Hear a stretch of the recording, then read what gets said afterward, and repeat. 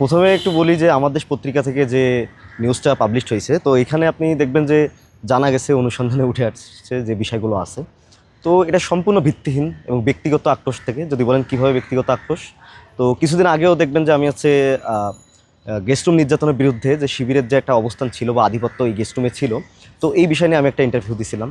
বা বিভিন্ন সময়ে আমার হলে যখন কোনো কিছু নিয়ে অসঙ্গতি হয়েছে বা কোনো রকমের যে কোনো ধরনের অসঙ্গতি হয়েছে, আমি সেই সময়ই সেটার বিরুদ্ধে অবস্থান নিয়েছি। তো এখানে হল সংসদে যেহেতু সিংহভাগ মানুষই শিবিরের সাথে জড়িত, তো এই কারণে তারা এটা তাদের পার্সোনাল থ্রেট হিসেবে নিছে আমাকে।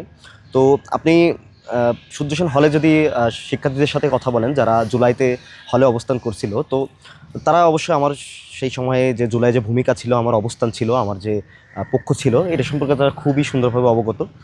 এবং কিন্তু তার পরবর্তীতে যখন ডাকসু হইল বা তারা নিজেদের মতো বিভিন্ন ক্যাম্পেইনে চলে গেল তাদের মাতদার পার্টির এজেন্ডা সার্ভ করার সময়, তো এই সকল বিষয় নিয়ে বা ডাকসুর বিভিন্ন বিষয় নিয়ে বা মুক্তিযুদ্ধের পক্ষে যখন আমি অবস্থান নিচ্ছি, তো এইটা তারা তাদের পার্সোনাল অ্যাটাক হিসেবে নিচ্ছে বা তারা আমার থ্রেট মনে করছে। তো এই ব্যক্তিগত আক্রোশের কারণেই তারা আমার ডিমেরিট করার চেষ্টা করতেছে। লীগের সাথে সংশ্লিষ্ট ছিল বা ছাত্রলীগের পদধারী বা ছাত্রলীগের যারা নির্যাতনে অংশগ্রহণ করছে বা বলেন যে যদি বলেন যে জুলাইয়ের সময় হামলা করছে, দেখবেন তাদের ভিতরে সিংহভাগ যারা হলে আসে বা অবস্থান নিতে পারছে জুলাইয়ের কারণে বা জুলাই ছাড়াও, তাদের সিংহভাগই বর্তমানে এখন প্রকাশ্যে জামাত শিবিরের রাজনীতির সাথে সংশ্লিষ্ট আছে এবং জড়িত আছে প্রকাশ্যভাবেই।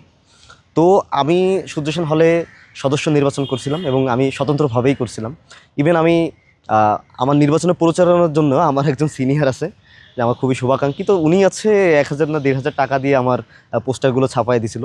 তার বিপরীতে আমি কোনো একজন আমার জুনিয়রে পর্যন্ত আমি ডাকসু হওয়ার আগ পর্যন্ত একটা চা পর্যন্ত খাওয়াই নাই, যাতে কেউ আমার বলতে পারে যে আমি অবশ্য চা খাওয়ানো বা এই রাজনীতিটা আমি করতেছি। তো এইখানে আসলে আমার এই সংশ্লিষ্ট করার কোনো উপায় আসলে থাকে না। কিন্তু বা ছাত্রলীগের যে বিষয়টা বললেন যে তারা ফান্ডিং করছে বা তারা পোস্টারিং করছে, তো এই বিষয়ে আমি এমনি পড়াশোনার দিকে আগাই আছি, পড়াশোনার দিকে আগাচ্ছি।